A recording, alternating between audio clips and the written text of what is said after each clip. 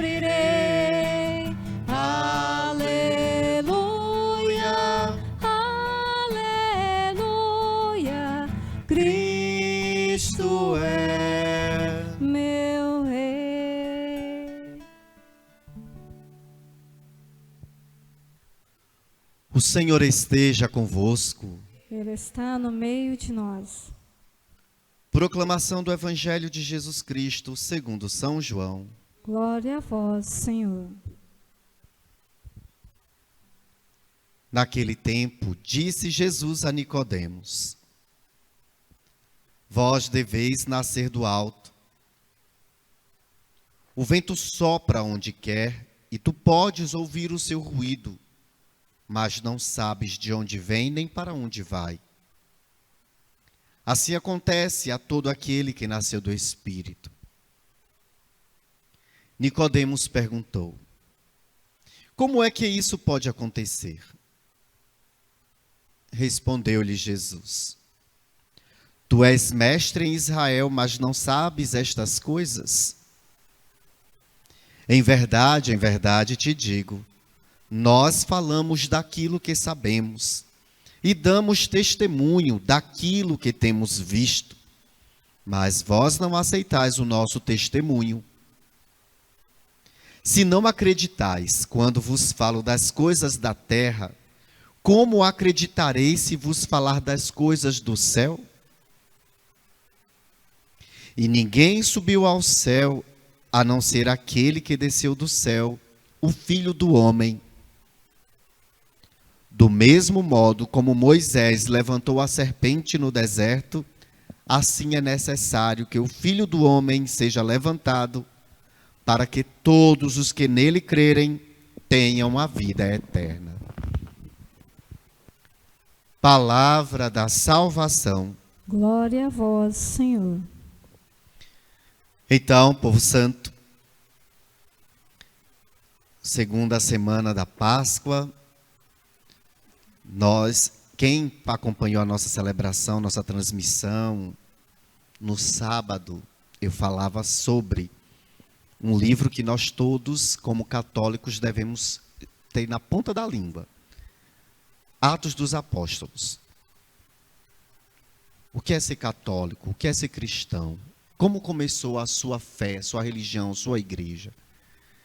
Então, sempre quando vivenciamos essa experiência pascal, morte e ressurreição do Senhor, nós começamos então, depois da primeira semana, refletindo Atos dos Apóstolos na primeira leitura. Aí eu já faço até um convite a vocês. Se vocês lerem a liturgia diária, começando de hoje, já que tem gente que não tem o costume de ler a Bíblia, né, o livro todinho, mas se você ler a liturgia diária, bonitinho, você vai compreender então toda essa trajetória da nossa igreja. As peripécias que esses apóstolos tão corajosos tiveram que enfrentar, as dificuldades, os sofrimentos, mas também as alegrias. Nós vimos domingo um pouquinho, hoje novamente nós estamos vendo como esses homens, mulheres, o povo era feliz por celebrarem Jesus Cristo. E sábado eu comentava sobre isso, porque nós vimos no Evangelho que os apóstolos estavam trancados com medo dos judeus. Não era isso? Que a gente viu a história de Tomé, que todo mundo conhece. Que Tomé não acreditou. Mas a gente tem que fazer uma trajetória. Tomé não acreditou porque chega, está todo mundo trancado, se escondendo. Peraí. A mensagem do ressuscitado é para ficar trancada dentro dessa igreja, dessas portas? Não, é para estar com as portas abertas, sendo levadas para o mundo. E nós vimos isso no Evangelho, até depois que esse povo, quando nós vemos o evento de Pentecostes, que nós iremos celebrar, que aí Pedro abre as portas e começa a anunciar, começa a falar, começa a pregar, testemunhar. Aí pronto, ninguém mais tem medo. Todo mundo quer viver o Evangelho, Jesus Cristo ressuscitado, falar que teve contato, conheceu, viu, comeu, andou. E é isso que é a mensagem da alegria de ter intimidade com o ressuscitado. Então nós vimos que a mensagem traz ao coração daqueles primeiros cristãos a necessidade de compartilhar as dores, mas também as alegrias. Ontem, quem está acompanhando a liturgia diária, Pedro e João foram presos. Por que foram presos? Porque falaram de Jesus, porque falaram que Deus ressuscitou Jesus. Porque tiveram coragem de falar, olha, vocês judeus mataram, vocês crucificaram, vocês preferiram soltar Barrabás e prender aquele que não tinha pecado e era inocente. Mas Deus é maior do que a vontade de vocês, ressuscitou. E é esse Jesus Cristo que está vivo, é esse Jesus Cristo que nós testemunhamos, é esse Jesus Cristo que nós estamos aqui proclamando. Isso Pedro fala abertamente para aquele povo no templo. Então vocês vão ser presos.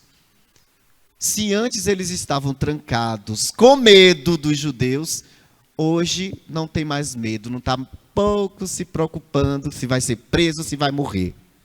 Vou continuar falando. E aí a gente vê.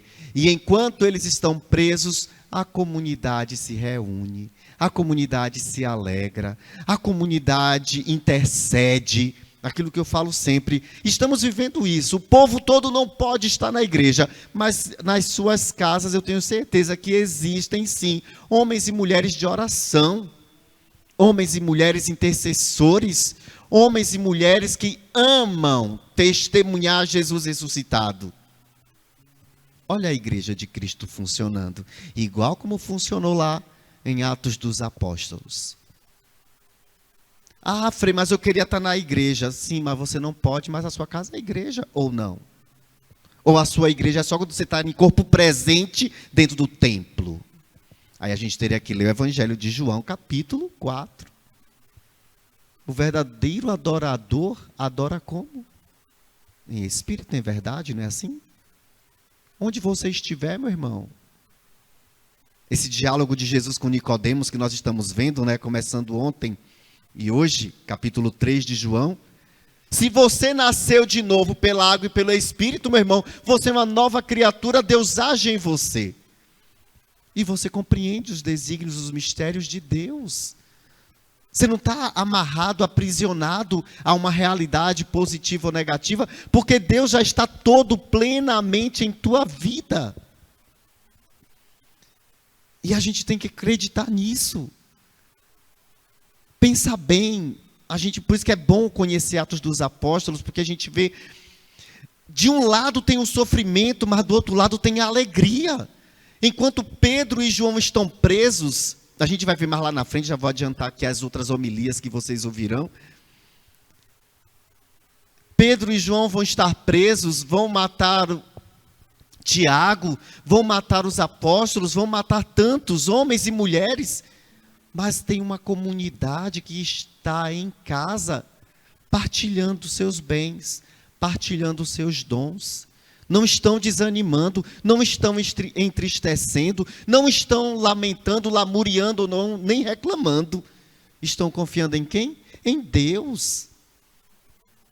Chega a hora que nós temos que começar a glorificar a Deus e não ficar se lamentando pelos cantos, choramingando pelos cantos, porque isso não atrai a força divina na nossa vida.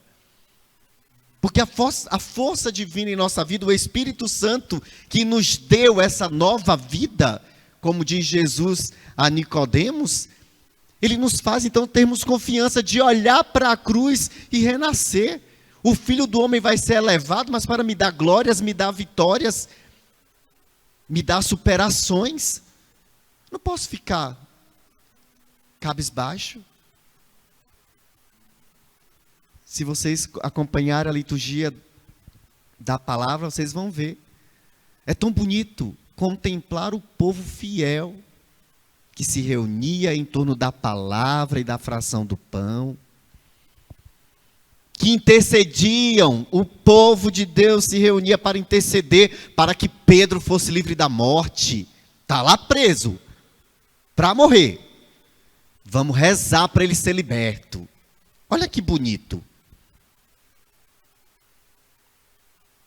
Está tendo perseguição, entrou na casa de um, prendeu.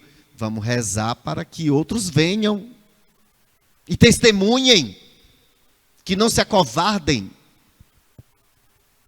E eu fico pensando que se esse povo que nós vemos na nossa Bíblia, lá 2000 anos e 20 atrás, tivessem o medo que nós temos hoje, o que seria da nossa igreja? Se fosse um povo que ficasse pelos cantos, eu não posso isso, eu não posso ir para a igreja, eu não posso comungar, não posso... Será que a gente existia? Às vezes eu fico toda a Páscoa, eu fico refletindo sobre o início da nossa igreja, da nossa fé, da nossa religião. Jesus já fez todo o papel maravilhoso dele, que a pior parte ficou por conta dele. Aí depois só pediu para a gente, olha, nasça de novo. Porque ele está dando a dica para Nicodemos. Ele fala para nós, eu só quero que vocês permitam que o Espírito Santo de Deus te dê uma nova vida. Para quando você olhar a cruz, você perceba que é uma vitória, não é uma derrota. Que você tenha confiança e certeza que você vai vencer também. Aí eu fico pensando, quantas vezes eu baixei a minha cabeça nos meus momentos difíceis da minha vida? Mesmo eu sendo batizado, mesmo eu sendo crismado, que a crisma é a confirmação pelo Espírito Santo do nosso batismo. Para a gente se fortalecer na fé, não é assim o sacramento da crisma?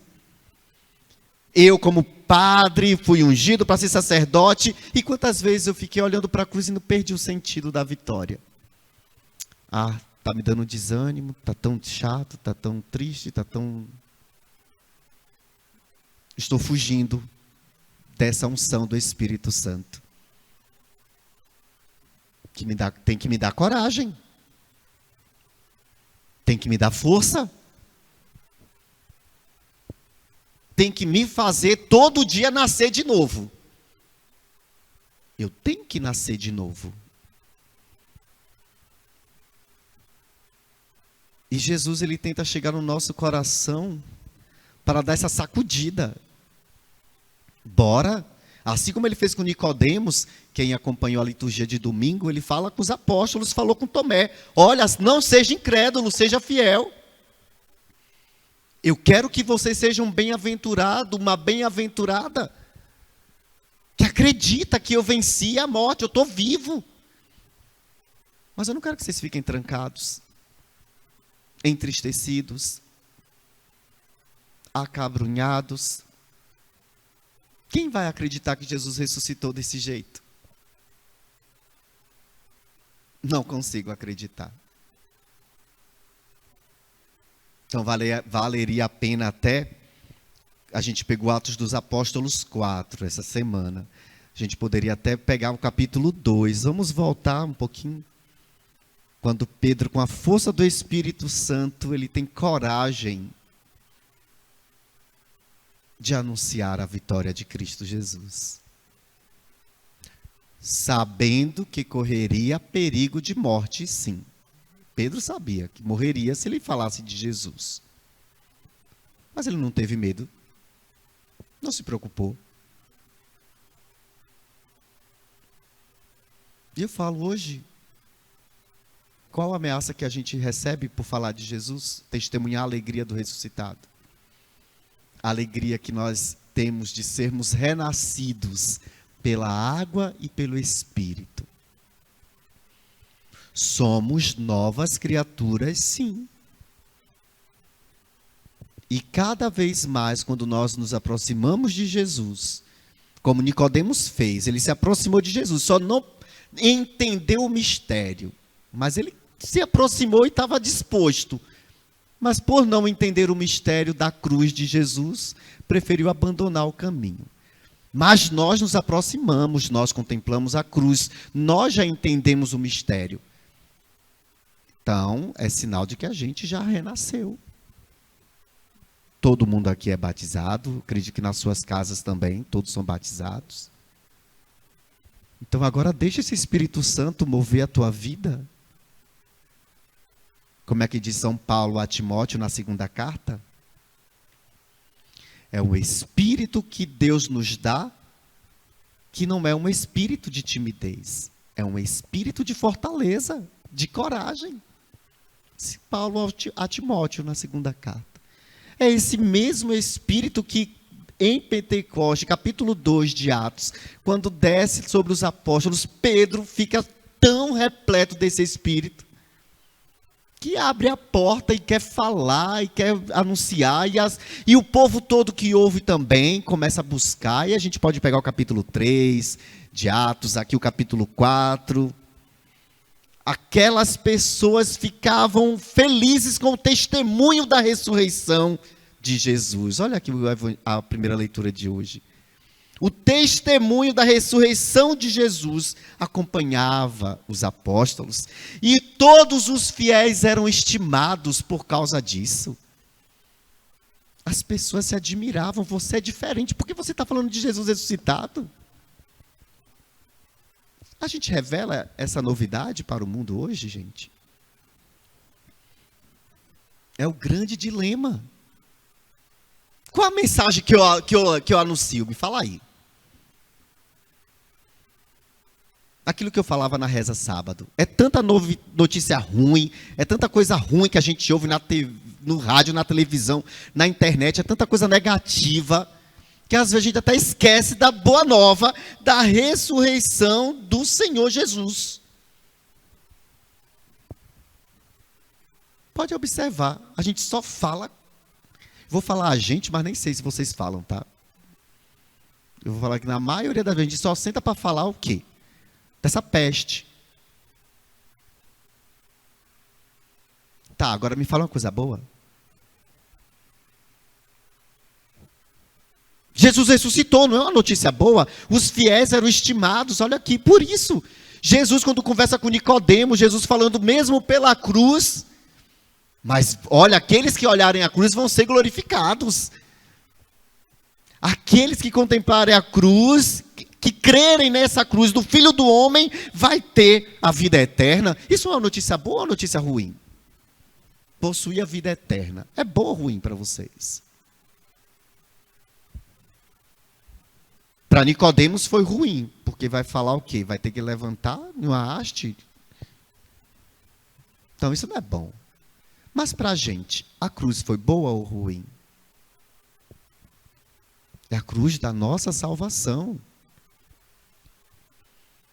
Mas nós temos a alegria de anunciar. É o grande dilema. Se Jesus dependesse do testemunho hoje do nosso povo, a gente tem que testemunhar, depende da gente. Aí sábado cheguei aqui, eu falei, gente, olha, tanta coisa ruim acontecendo, eu recebi uma notícia linda, né, de algumas amigas que engravidaram, minha afilhada engravidou, e falei, olha que notícia boa, em meio a tanta coisa ruim acontecendo, tem vida nascendo, isso não é bom? Tem pessoas curando, vocês veem alguém falando das curas? A gente foca no que é ruim, e carrega o que é ruim? Não. O Espírito que vem sobre nós, esse vento que sopra onde quer, e a gente ouve o ruído, como Jesus diz para nós no capítulo 3 de São João, esse Espírito renova todas as coisas. É isso que eu acredito, tá, gente? Então, aí cada um faz a escolha. Nicodemos fez a dele. Jesus tentou explicar. Eu me apego a esse Espírito que renova. Renova minhas forças, renova a minha vida, renova a minha mentalidade, renova a minha palavra, renova meu coração, Senhor. Porque senão eu vou perder o foco da mensagem da ressurreição. Vou perder o sentido do anúncio pascal. E quando eu perder esse sentido, automaticamente eu vou perder a fé que ele ressuscitou. Não posso permitir. Então, meu irmão, minha irmã, renova sua energia, sua força. nós devemos nascer do alto pela força desse vento que sopra onde quer, e nós escutamos o seu ruído. Esse vento que é o Espírito Santo. Domingo, quem acompanhou a reza de domingo, Frei Ayrton falava sobre isso na homilia. Não sei se vocês lembram. Esse sopro que te dá uma vida nova. Não foi assim? Tem que acompanhar a liturgia. Não perder o foco da catequese. Olha esse vento, esse sopro. Não foi assim que Jesus fez? Soprou. Receba o Espírito Santo. Não foi assim? E olha Jesus falando aqui para nós de novo. Este vento que sopra. E você está recebendo esse vento?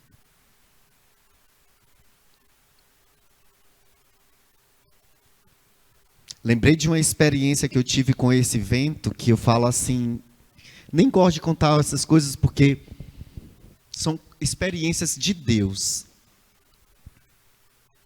Num lugar quente, você se coloca em oração. Por isso que é bom falar do povo de Candeias, porque Candeias é o mesmo clima aqui de Niquelândia, quente, abafado, calor que Nossa Senhora. E mês de setembro, que é quente também, né? E era mês de setembro quando isso aconteceu. E você sente uma brisa, um vento. Brisa não, foi um vento. E você sabe que não foi um vento comum. Um vento de uma resposta de Deus àquilo que eu procurava. O vento de um restaurar a minha vida. De me dar um foco, um rumo diferente. E aí a gente não sabe de onde vem nem para onde vai, mas a gente sabe que é o vento do Espírito de Deus. Não é um vento comum. É um vento diferente. E só quem percebe, quem está na intimidade. É o que Jesus tenta chegar no coração de Nicodemos. Nicodemos, você pode até... Eu quero que você entenda. Mas Nicodemos não quis. Mas e você, meu irmão? Você quer? Tem que fazer essa experiência.